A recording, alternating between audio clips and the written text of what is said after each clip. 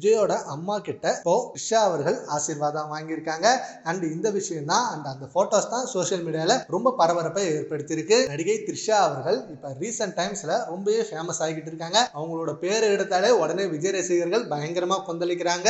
ஏன்னா கடந்த ஒரு வருஷமாவே விஜய் அவர்களுக்கும் த்ரிஷா அவர்களுக்கும் இருக்க ரிலேஷன்ஷிப்பை பத்தி தான் சோசியல் மீடியால அதிகமா பேசப்பட்டும் பகிரப்பட்டும் வருது. அண்ட் சினிமா ரீதியா அவங்க நிறைய படங்கள் சேர்ந்து நடிச்சாலும் பட் பொது வேலையிலும் எல்லா ஃபங்க்ஷன்லயும் எல்லா ஈவெண்ட்லயும் ரெண்டு பேரும் சேர்ந்து தான் வராங்க. சங்கீதா அவர்கள் கூட வரல விஜய், ஆனா த்ரிஷா அவர்கள் கூட வராங்க. இது மட்டும் இல்ல, முதலமைச்சர் ஆனதுக்கு பிறகு அந்த பதவியேற்பு விழாவுக்கு சங்கீதாவுக்கு அழைப்பு விடுத்தும் வரல.